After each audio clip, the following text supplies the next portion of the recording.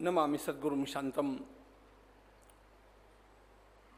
सच्चिदानंद विग्रहं पूर्ण ब्रह्म परानंदम ईशमानंदी वल्लभम योऽन्तः प्रविश्य मम वाचमिमां प्रसुप्तां संजीवयत्यखिल शक्तिधरस्वधाम्ना अन्यांश्च हस्तचरणश्रवणत्वगादीन् प्राणान्नमो भगवते पुरुषाय तुभ्यं। ज्ञानेन योगेन च कर्मणा च भक्त्या च सर्वस्वसमर्पणेन आराधिताभ्यां श्रुतिमार्गदक्षैर् नमो नमः श्री गुरुपादुकाभ्यां।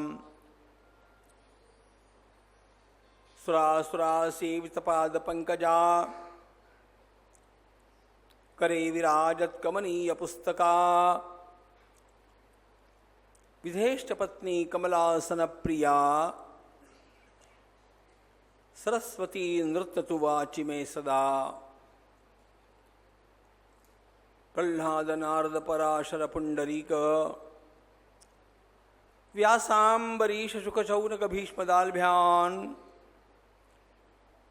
रुक्मांगदार्जुन वसिष्ठ विभीषणादीन् पुण्यानिमान् परमभागवतान् स्मरामि।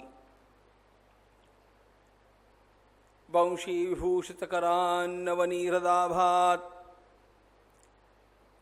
पीताम्बरादरुणबिम्बफलाधरोष्ठात् पूर्णेन्दुसुन्दरमुखादरविन्दनेत्रात् कृष्णात् परं किमपि तत्त्वमहं न जाने। वन्दे नन्दव्रजस्त्रीणां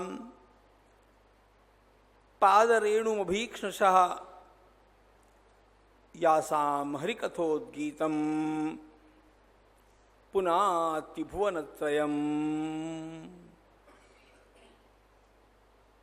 माधुर्यरसकल्लोलां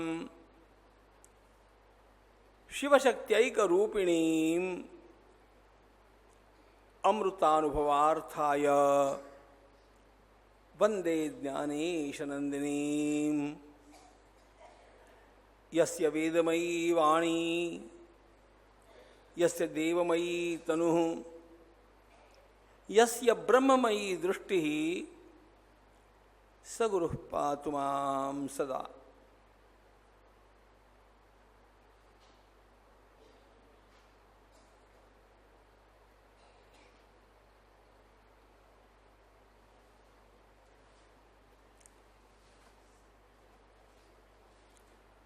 भगवति तव तीरे नीरमात्राशनोऽहं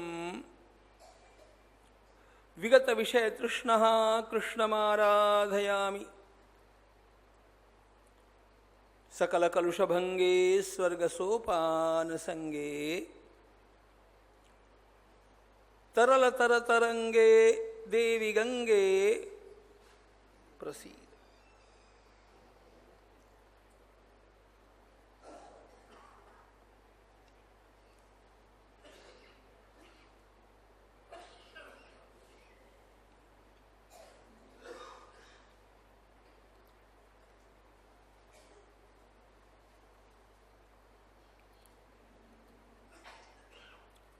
ओम नमो भगवते वासुदेवाय। श्रीभगवानुवाच तस्मात् त्वमुद्धवोत्सृज्य चोदनां प्रतिचोदनां प्रवृत्तञ्च निवृत्तञ्च श्रोतव्यं श्रुतमेव च। मामेकमेव शरणं आत्मानं सर्वदेहिनां याहि सर्वात्मभावेन मया स्याह्य कुतो भयः।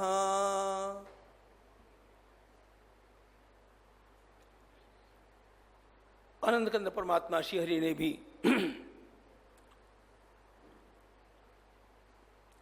चरम सिद्धांत के रूप में प्रपत्ति का, भक्ति का प्रतिपादन किया।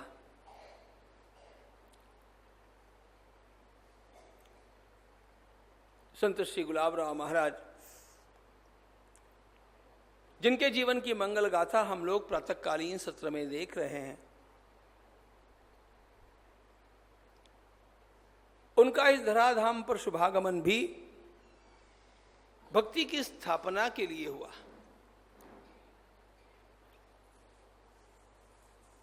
देवर्षि नारद जी महाराज की प्रार्थना को सुनकर के श्री भगवान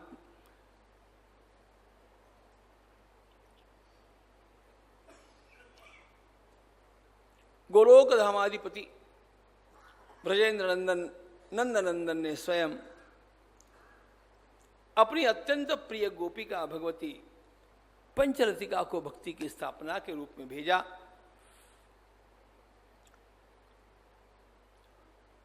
भक्ति की स्थापना के लिए भेजा। महाराज ने ज्ञान का प्रतिपादन किया, योग का प्रतिपादन किया, कर्म का प्रतिपादन किया, संसार के सारे विषयों का प्रतिपादन किया। लगभग ऐसा कोई विषय वेदों से लेकर के विज्ञान तक रहा नहीं जिसका प्रतिपादन महाराज ने नहीं किया, और जिसमें स्वयं की ओर से कुछ नया योगदान नहीं दिया।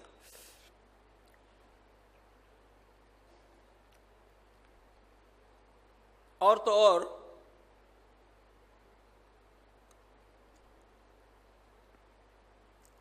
महाराज स्वयं किसी विषय के कैसे चरम ज्ञाता हो जाते थे, इसका अद्भुत उदाहरण उनका संगीत का ज्ञान है।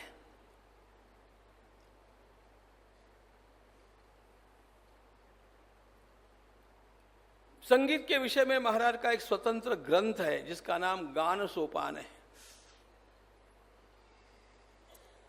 यह पश्चात की बात, लेकिन महाराज ने स्वयं संगीत शास्त्र के बारे में उस समय के हमारे देश के सर्वोच्च गायक भातखंडे जी थे।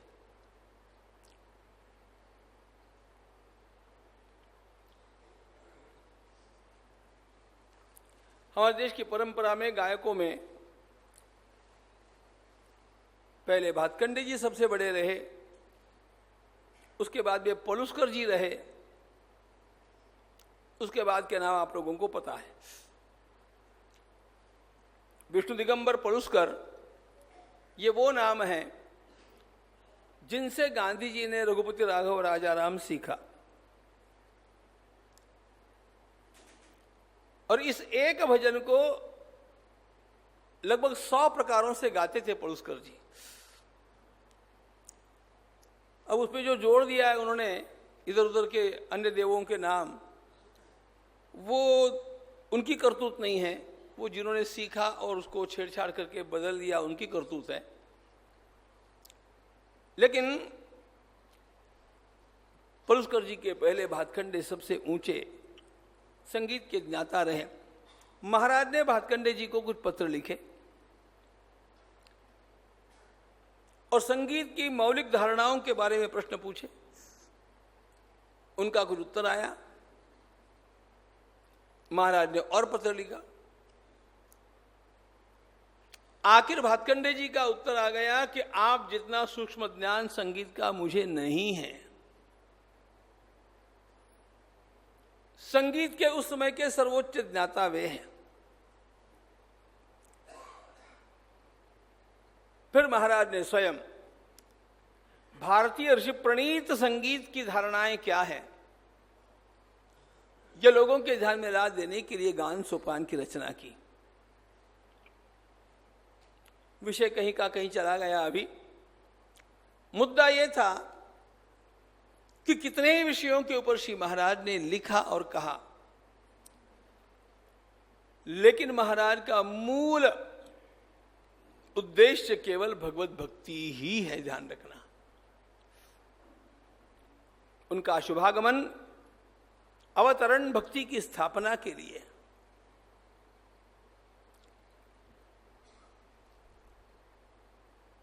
इस भक्ति को उन्होंने जितने ढंगों से समझाया वह अपने आप में एक अद्भुत बात है। मूलतः श्री महाराज ने इस बात को अत्यंत गलत करार कर दिया कि भक्ति ये भोले भाले भाविकों का विषय है। हम लोगों में एक धारणा पहले से रही है, अब भी है। थोड़ा सा पढ़ लिखने वाले लोगों को ऐसे लगता है ये मंदिर में जाना, भक्ति करना, माला फेरना, ये सब बातें हैं ना, ये कॉमन लोगों के लिए है। ये कॉमन लोगों के लिए, हमको स्पेशल लोग हैं। सबसे पहले इस मूर्खता का त्याग होना आवश्यक है।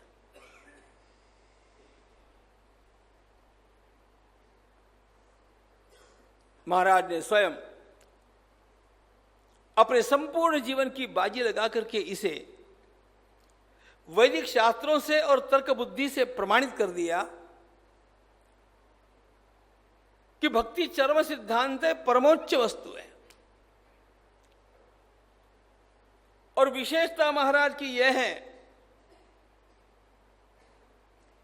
कि महाराज ने यह बात भगवान आदि शंकराचार्य महाराज के संप्रदाय के लोगों को समझाई कि आप जैसे शंकराचार्य जी को समझते हैं वैसे वे नहीं है। वे अत्यंत प्रगल्भ भक्त है।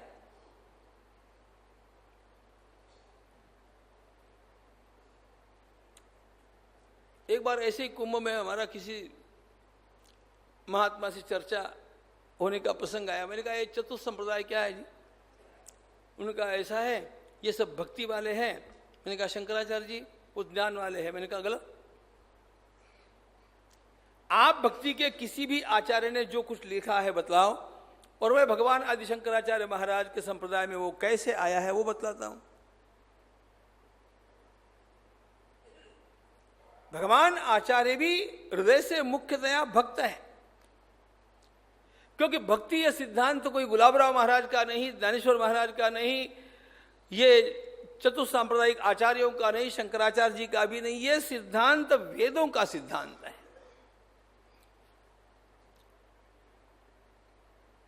हमारे यहां सारी बातें जो आती है वो वेदों से आती है। श्रुति स्मृति पुराणोक्त ये हमारे यहां की प्रतिज्ञा होती है। जो श्रुति ने मतलब वेदों ने कहा, स्मृतियों ने प्रमाणित किया, पुराणों में वर्णन आया, तो मूल बात यह है कि वेद वेदांत का चरम सिद्धांत भक्ति है। इसकी स्थापना करने के लिए श्री महाराज का आगमन हुआ। भक्ति को अनेक ढंगों से श्री महाराज ने समझाया। अब वो सब समझने जितना तो अवकाश हम लोगों को नहीं है, लेकिन कुछ कुछ बातें जो अन्यत्र हम लोगों को प्राप्त नहीं होगी, ऐसी कुछ भक्ति की बातें देख लें। सबसे पहले इसको जान ले, भक्ति का फूल खिलता है धर्म से। यह धर्म क्या है? संसार में कहीं पर भी किसी ने भी नहीं व्याख्या की है, ऐसी महाराज ने धर्म की व्याख्या की है। सत्ववृद्धिर्भवेद्येन अन्य गुणद्वय घातिनी सही धर्मो न चान्य स्यात् इति स्वमत निर्णयः। सत्ववृद्धिर्भवेद्येन,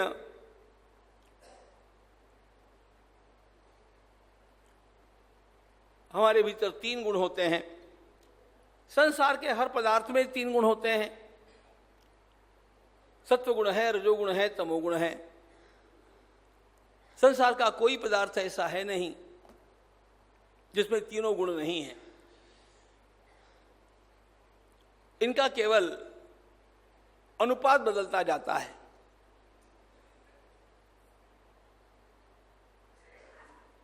सत्वगुण का लक्षण है ज्ञान, शांति, प्रकाश, प्रसन्नता। रजोगुण का लक्षण है क्रिया और तमोगुण का लक्षण है इनर्शिया, स्थिरता, जाड्य। मूल बात यह है कि ये तीनों गुण संसार के हर पदार्थ में होते हैं, हमारे चित्त में भी है ही। महाराज ने धर्म की व्याख्या करते समय एक इतनी सुविधा हम लोगों को प्रदान कर दी, इतना ही आप ध्यान में रखेंगे तो मुझे जीवन में क्या करना है क्या नहीं करना है आपको किसी को पूछना नहीं पड़ेगा। कोई भी कर्म करते समय इस कर्म के कारण मेरे मन का सत्वगुण बढ़ता है कि नहीं, इतना ही देखना। सत्व वृद्धि भवेद येन गुणाद्वय विघातिनी, अन्य दोनों गुण तमोगुण और रजोगुण, इन दोनों का अनुपात कम करके सत्वगुण को बढ़ाते जाना, यही धर्म का लक्षण है। इसके लिए उपयोगी जो प्रक्रिया है वो धर्म के अंतर्गत आ गई।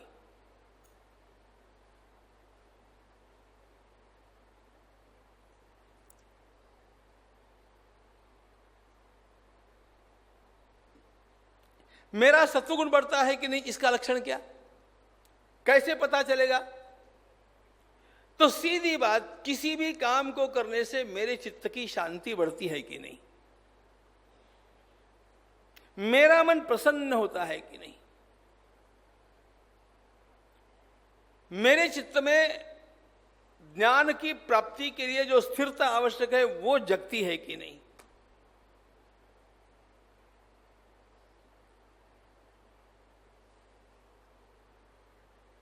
मैं सुख का अनुभव करता हूं कि नहीं। अब इसके साथ साथ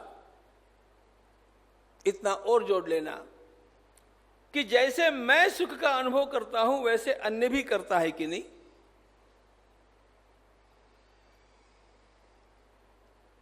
इसमें मेरा हित है, सामने वाले का भी है कि नहीं। कुछ भी करते समय जब हमारे मन में ये कसौटियां रहेगी तो एकाध बात करनी चाहिए कि नहीं करनी चाहिए, इसके बारे में आपको ग्रंथों को टटोलने की आवश्यकता नहीं रहेगी।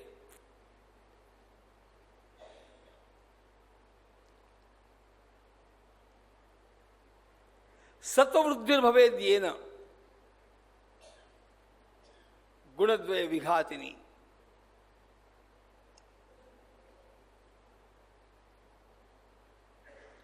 ऐसी कोई भी प्रक्रिया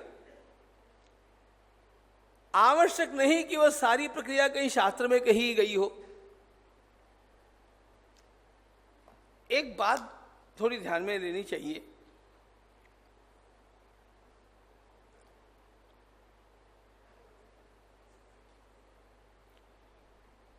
पता नहीं कहीं कहीं कभी कभी लोग बड़ा अच्छा समाज सेवा का काम करते हैं, मैं तो सीखते रहता हूं।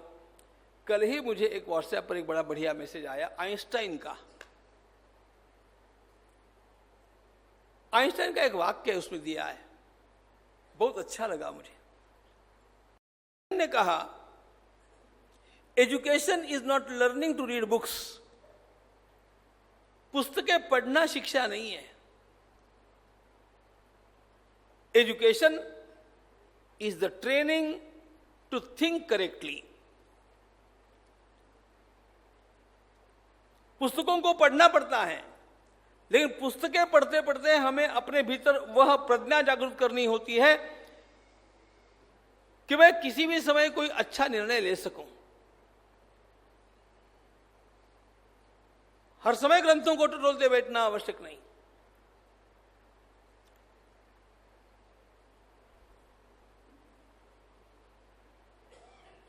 ज्ञानेश्वर महाराज को उपनयन संस्कार का अधिकार है कि नहीं, इसके बारे में जितना ऊहापोह हुआ वो वास्तव में अनावश्यक था।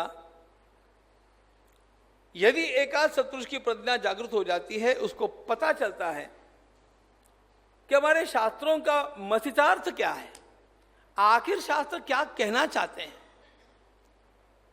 कि सभी को सजा ही सजा करना चाहते हैं। शास्त्र केवल सजा करने के लिए नहीं है, शास्त्र अपने जीवन का उत्थान सुधार करने के लिए है। भूल हो गई, उसका प्रायश्चित हो गया, अगला मार्ग प्रशस्त होना चाहिए। और बाद के पंडितों ने इन बातों को खोज करके निकाला है कि शास्त्रों में भी वह दिया है कि उसका प्रायश्चित तो हो सकता था, उसके लिए देहांत की भी आवश्यकता नहीं थी। मुद्दा यह है, सर्वदा कितने शास्त्रों की पुस्तकें साथ में लेकर के चलेंगे?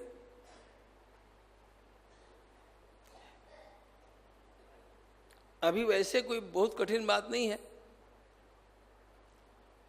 गूगलम शरणम व्रज, सारे शास्त्रों को गूगल पर डाल देना और फिर गूगलाचार्य महाराज को पूछना।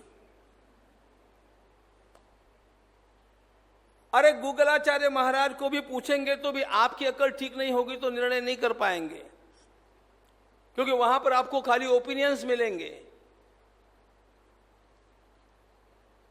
उन ओपिनियंस में ग्राह्य क्या है, ये तो आखिर आपकी बुद्धि को निर्णय करना पड़ेगा। आवश्यकता इसलिए इस बात की है कि हमारी बुद्धि इतनी ट्रेन हो जाए कि what to do and what not to do, I must be able to decide. और इसके लिए यह सूत्र महाराज ने इतना बढ़िया दिया कि आप अपनी ओर देखो। यह काम करने से आपकी शांति बढ़ती है, प्रसन्नता बढ़ती है, दूसरे का भी कल्याण होता है, किसी का अनहित तो आप नहीं कर रहे हैं ना, and you are feeling comfortable, okay do it. सत्व वृद्धिर्भवेदेन गुणान्यद्वय घातिनी। मेरे अंतःकरण का और मेरे जीवन का तमोगुण घट जाए, रजोगुण घट जाए और सत्वगुण का विकास हो, ऐसी हर प्रक्रिया धर्म के अंतर्गत आई।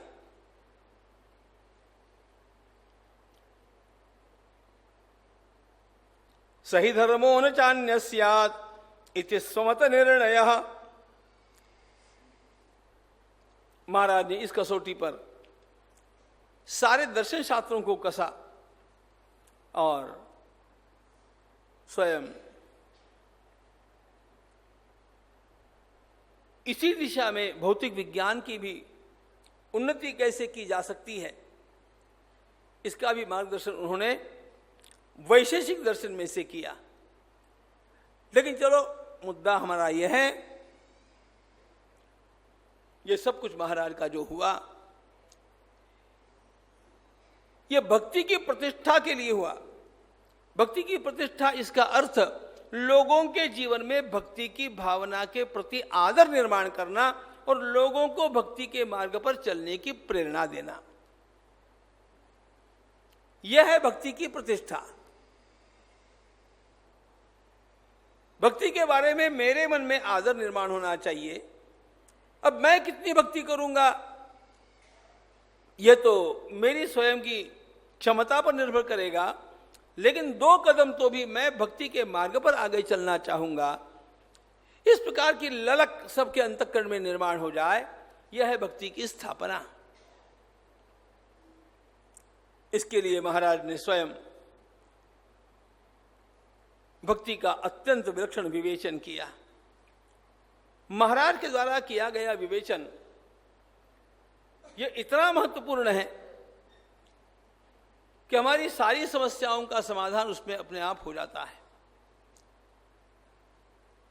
पहली बात यह है,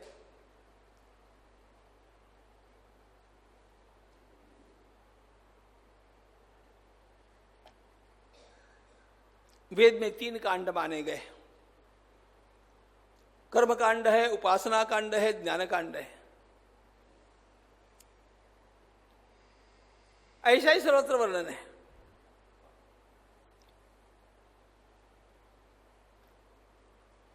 वेद में भक्ति का कोई कांड ही नहीं है। अब लोगों ने क्या किया, अन्य आचार्यों ने भी क्या किया, वेदों की बात छोड़ दीजिए, भगवत गीता के अंतर्गत भी क्या किया,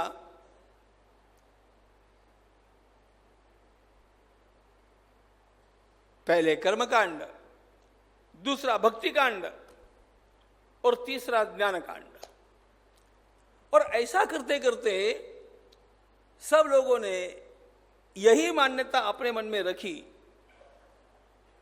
कि पहले कर्मकांड करके चित्त को शुद्ध करना है, बाद में भक्ति करना है और भक्ति करके ज्ञान के लिए योग्य होना है, और फिर सर्वोच्च बात क्या है? ज्ञान। महाराज ने इन सारी बातों को धो डाला। महाराज कहते हैं वेदों ने ऐसा कुछ भी नहीं कहा है। वेद में 3 कांड हैं, कर्मकांड है, उपासना कांड है, ज्ञान कांड है। महाराज कहते हैं कर्मकांड से चित्त को शुद्ध करना, जीवन को शुद्ध करना, बाहरी कर्मे क्षाళला। जब तक आप कर्मकांड नहीं करेंगे आपका चित्त और आपका जीवन शुद्ध हो ही नहीं सकता। कर्मकांड अत्यावश्यक है। समय पर स्नान करना आवश्यक है, समय पर संध्या वंदन करना आवश्यक है, पितरों के श्राद्ध करना आवश्यक है, श्रावण मास में श्रावणी करना आवश्यक है, नित्य नैमित्तिक हमारे आचार करना आवश्यक है। किस लिए आवश्यक है? हमारे चित्त की और हमारे जीवन की शुद्धि के लिए आवश्यक है। जिनको बचपन से जल्दी उठ करके स्नान और संध्या वंदन करने की आदत लग जाती है ना,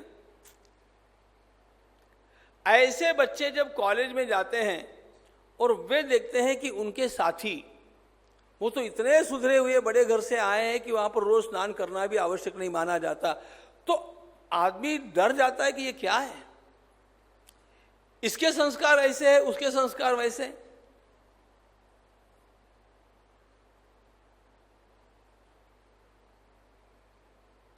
आप कितने ज्ञानी होंगे और आप कितनी भक्ति करेंगे ये बाद में देखा जाएगा।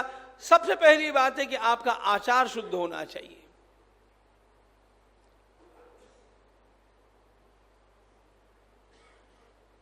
आचार प्रथमो धर्म, पहला धर्म आचार।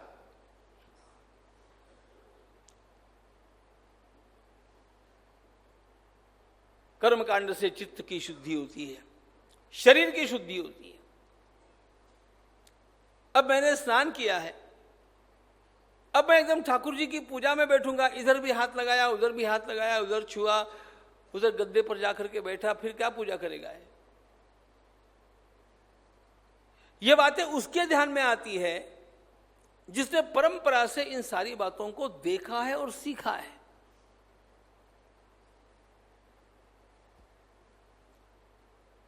चलो पूजा की बात छोड़ो, रसोई घर में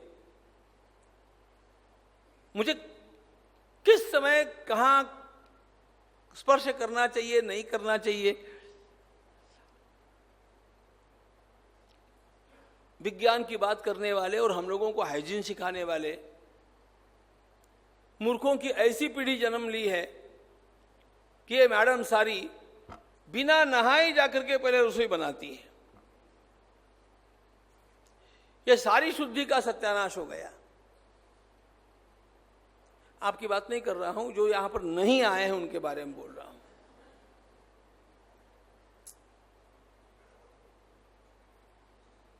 अरे स्वच्छ भारत जब होगा तब होगा, पहले स्वच्छ घर तो करो, और स्वच्छ घर के भी पहले स्वच्छ किचन तो करो। हमें अपना किचन ही स्वच्छ नहीं करना आता होगा और ठाकुर बाड़ी ही शुद्ध नहीं रखने आनी होगी तो बाकी सब व्यर्थ ही है।